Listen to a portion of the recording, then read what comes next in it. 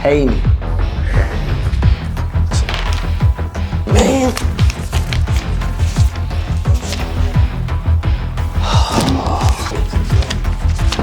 Don't forget who you work for. This is EveryTrade Behind the Build, episode 41.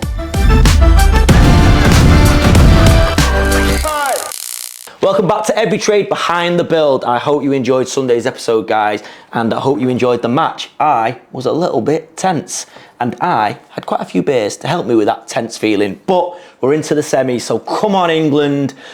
Danny, KTM and I are about to get on the road and go to Wales, look at a job we've got in 𝗕𝗨𝗃. That's going to be quite a big job, and as I've mentioned a few times, it's hard to be good when you're working outside your core area. We're not a national company, we're a local company that sometimes works nationally. So it's going to take a lot of planning, but we want to get on the ground. We're going to meet some local suppliers and try and strike up some deals and get a bit of a good supply chain and get some local contacts. So yeah, I'm driving, long drive, let's go.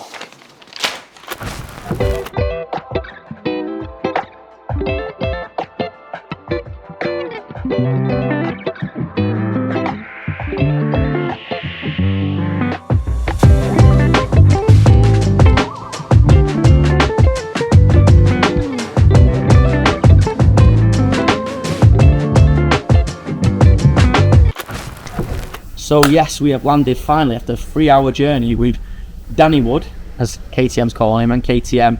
We're here in 𝗕𝗨𝗃, and yeah, this is a mega project. I've not really been involved to this point. KTM and Danny have been looking after it, but now I'm here, I'm excited. I'm actually jealous that I don't own this, because it is going to be some project. The views are outrageous. So what we've got here is, it was 2 apartments, been on the market separately, and the clients bought both, and he's going to turn them back into a single dwelling. So yeah, it's dead straightforward actually. Once we get into it, it's basically just a full overhaul with some nice doing a single story extension, infill extension there.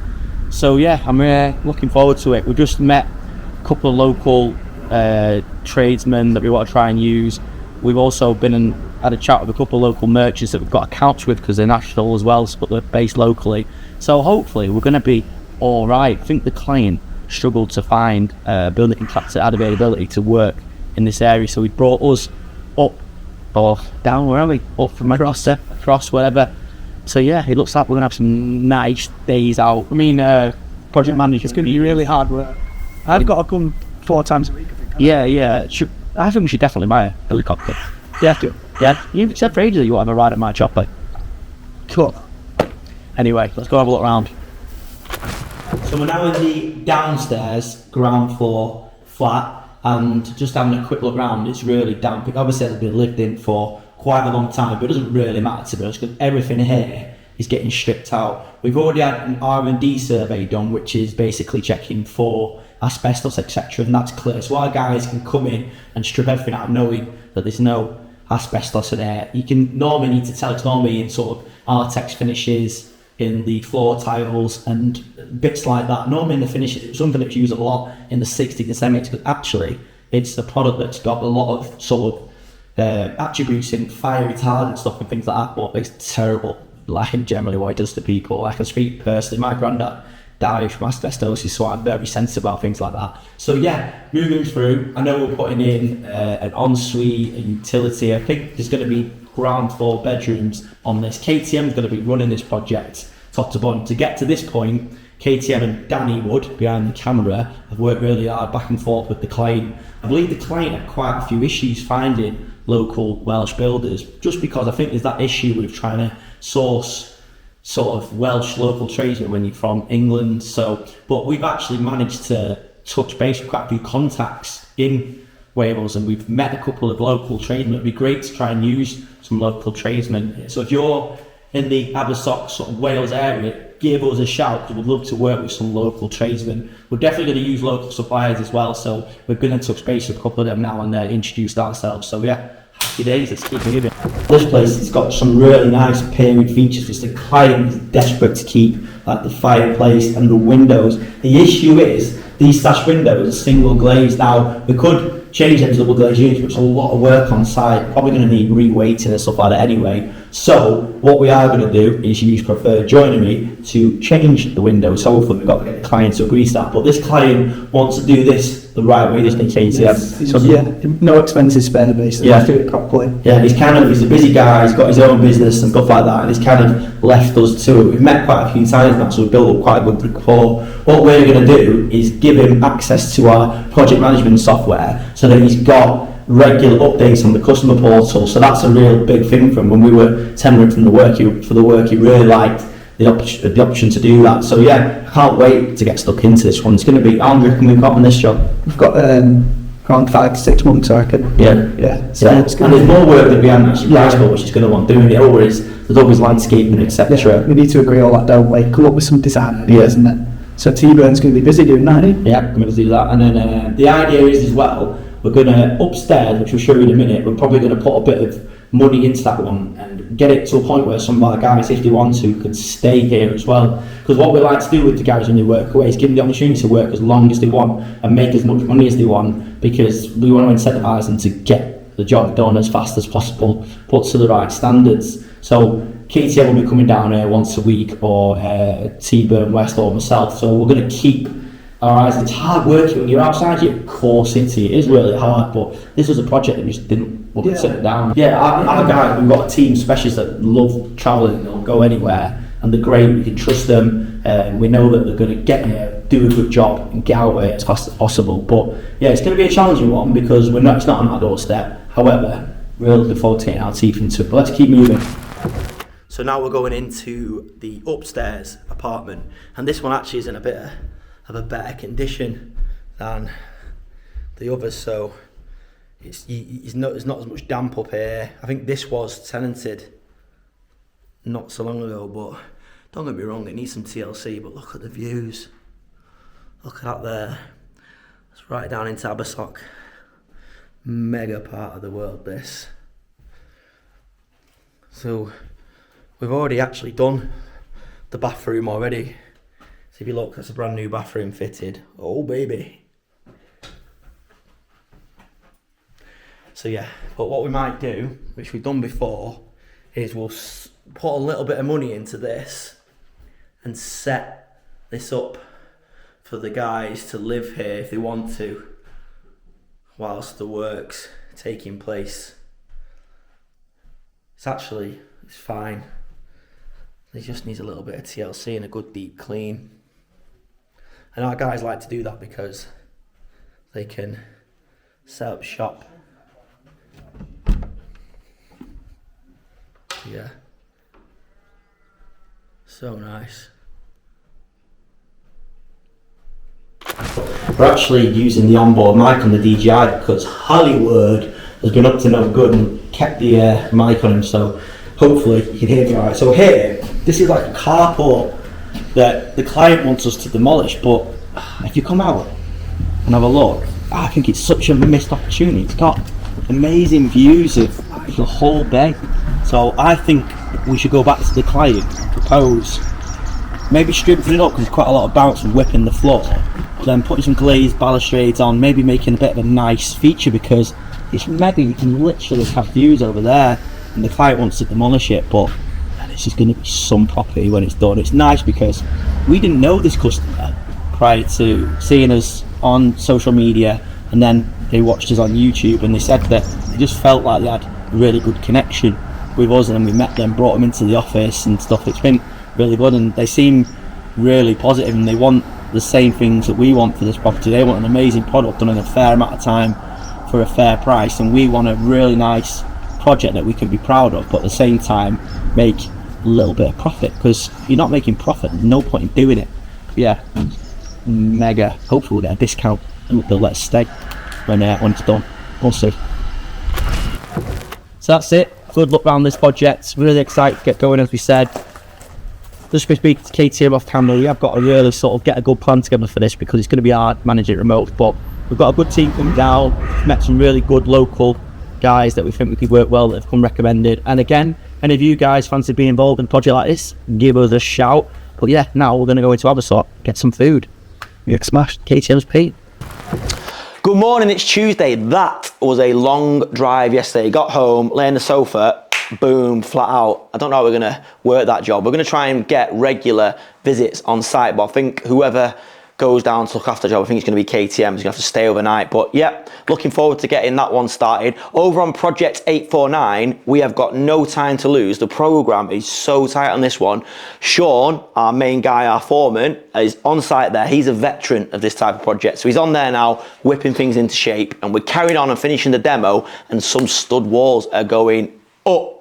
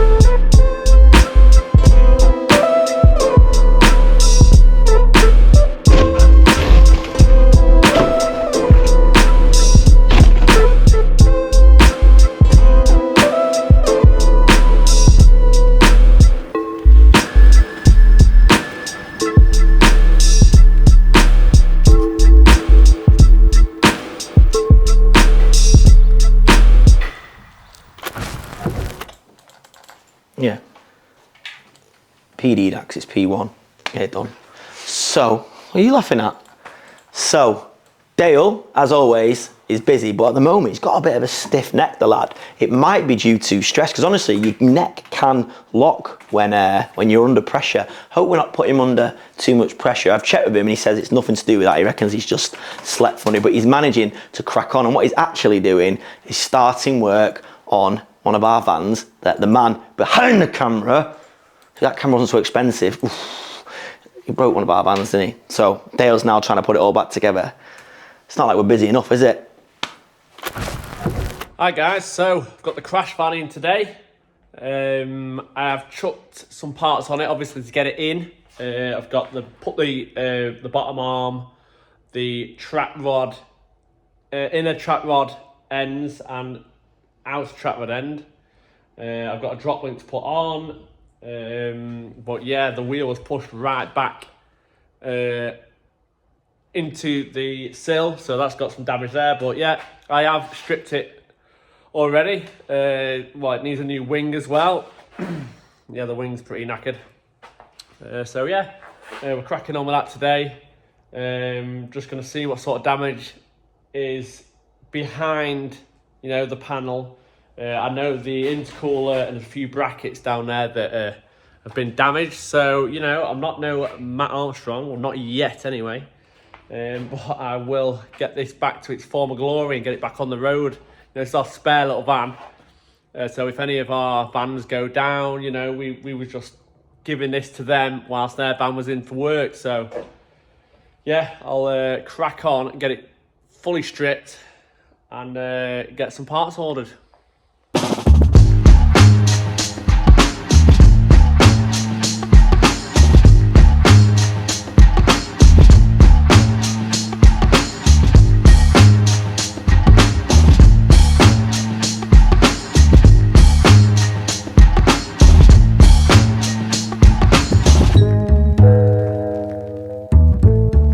I'm only joking. As I said last week, I'm not that bothered.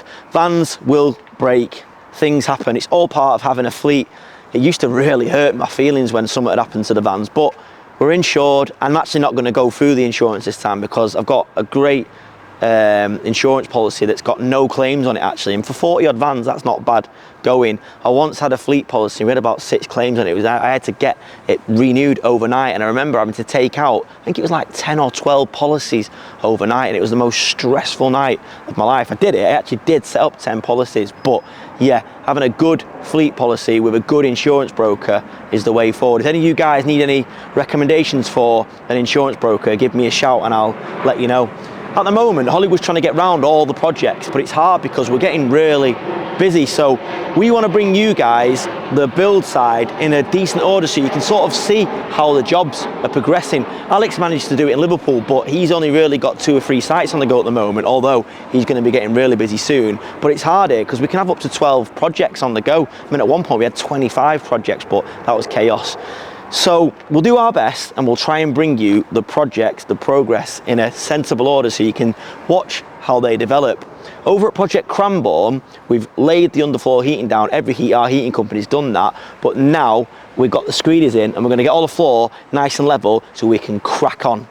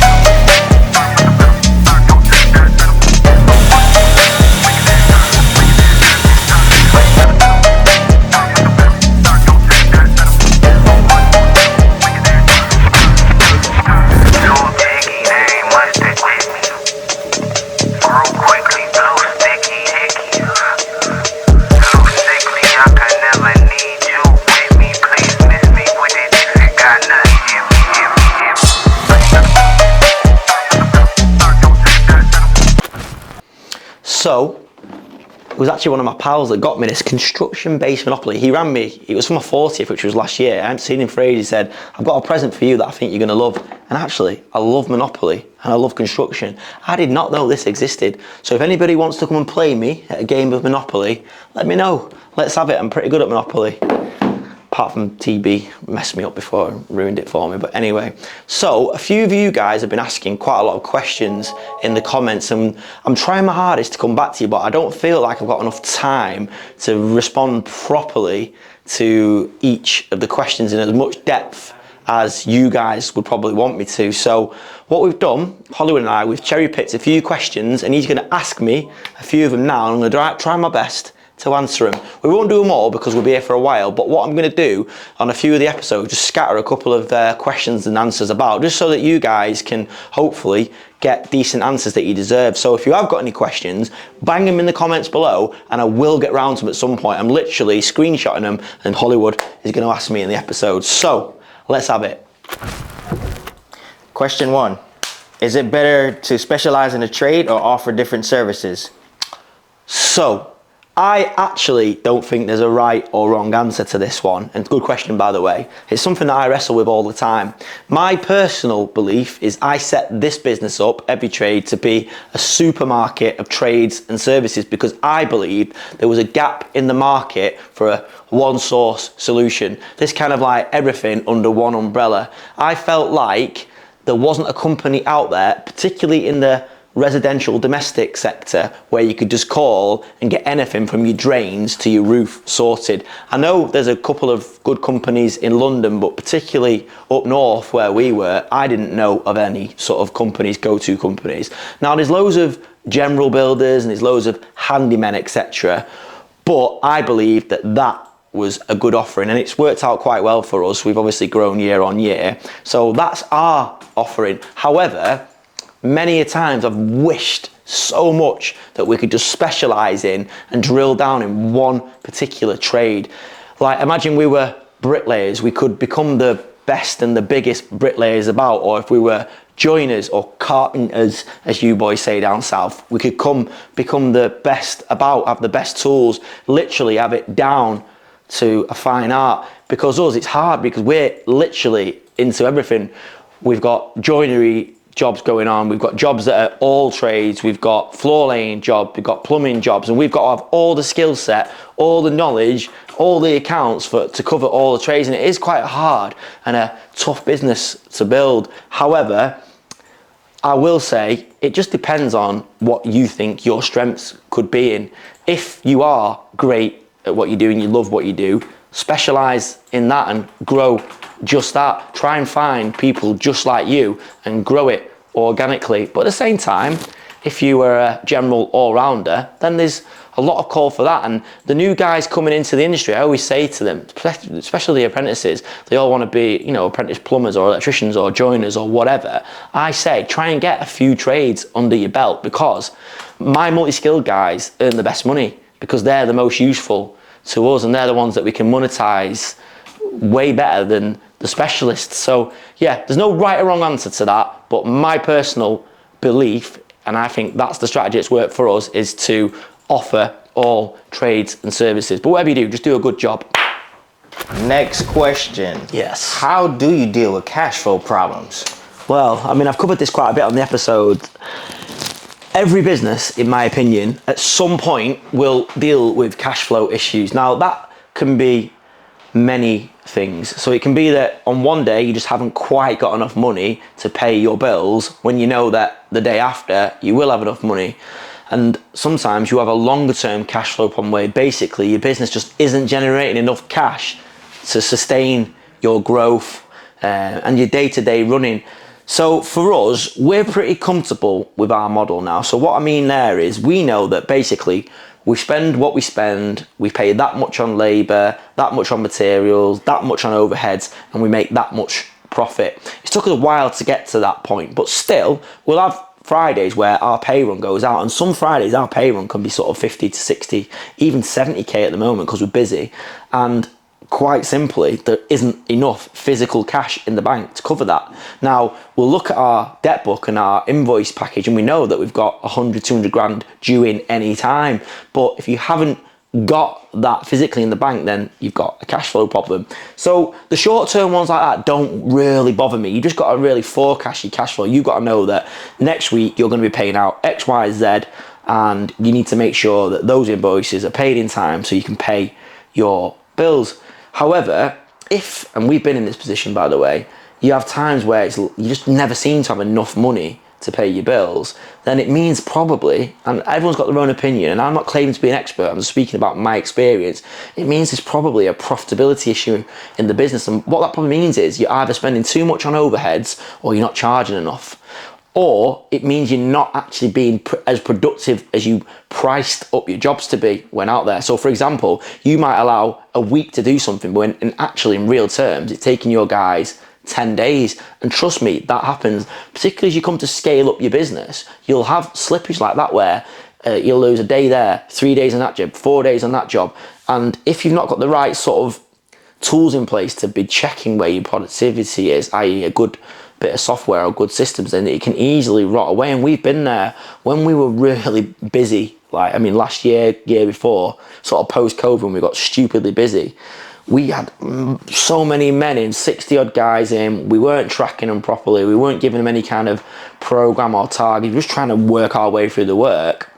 We were losing money hand over fist. So like turnover was huge, like bigger than it is now, but profitability was right down. And what that in turn meant was cash flow was really impacted. So we didn't have enough money physically available every Friday to pay the wages, and got to a point where I was pumping money in, Alex was pumping money in, we were pumping money in from the property business. So it took us a while to unpick all that and wind back and get it to a point where we are now, where we know that if we trade at the size we're at and if jobs go pretty much as we planned them to, then we'll have money to pay the wages and pay the bills. But yeah, it's not always been like that, and it might, if we take our eye off the ball, it might get back to that. But yeah, if you've got a cash flow issue and it's not necessarily a short-term issue, then have a look at profitability, because I'm pretty confident that you'll find the answer in the numbers. Next question. Have you had any failures? Yeah, I've had loads of failures. So in business, when you're like me, you're always trying to build and you're always trying to set up the next thing, trying to grow your business. And when you do that, you have to accept that you are gonna sometimes fail. So I've tried to set up electrical contractors twice and they've both failed. I've got into business with people that I thought could really take us to the next level, didn't do enough due diligence, and they've failed. I mean, once I thought I'd ruined everything. It was an absolute disaster. I got into business with a guy who basically pitched that he could get me in with a lot of high-end architects, and we started doing business all around the UK, working for high net individuals, building their extensions, and I put a lot of money. I financed the whole thing, every single project, and we nearly lost everything. It was a nightmare because it just went wrong. He was basically stealing from us. He was putting in fraudulent invoices for things that didn't exist, and because the momentum was there and because our reputation was on the line, we nearly lost everything because I just decided to keep going. We managed to get him out eventually, but I kept bankrolling the job because we had a great reputation and I couldn't do it to people, so we just kept going. And I think, yeah, we at the end we stopped counting, but we were definitely 120, 130k in. So yeah, that was an absolute disaster. Literally nearly lost everything. But other than that, I reckon I have failures every single day. I try things that I think are going to work, and sometimes I do, sometimes I don't. But I'd say for every failure, I've probably had 2 successes. Probably need to think about that ratio actually, because that could be the other way around. But I think the sort of positivity you get from a success, a win, outweighs any failure. And that's just business, you know, it's a roller coaster. I've said this before. Sometimes it works, sometimes it doesn't. You just got to keep plugging away. And I do honestly think the secret to success and the key to our success is the fact that we just kept going. Because I know there's been times, especially in the last couple of years, where most people would have give up and stopped because it just felt too hard. The challenges felt too big, but we didn't. We just kept going, kept plugging away, kept turning up, and that's why we're still here, and that's why we've still got a decent business. But yeah, loads of failures, and I'll have more. Just got to keep going. Last question. Do you ever turn down any work? Well, yeah, basically. And we turn down a lot of work. I'd say out of every 10 inquiries we get in, we turn down 6 of them, maybe 7. And that is because we're in quite a fortunate position where we can sort of pick who we want to work with. And it took us a few years to get to that point.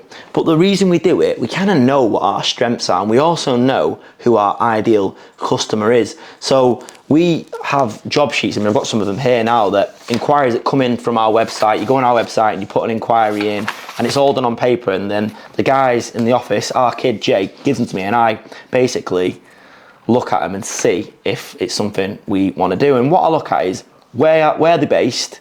I try and ascertain when they want the work doing, and I can also ascertain the budget and things like that, whether they've got an unrealistic budget. Sometimes we just literally ask outright, what have you got to spend? Because what's the point of being unrealistic? And it does weed out the tire kickers. And then yeah, I turn down a lot of them. We politely decline it. We call it PD. Basically, it's a polite decline where we say, look, we're too busy at the moment, we haven't got the capacity for this, or we probably won't be able to look at this till this point here.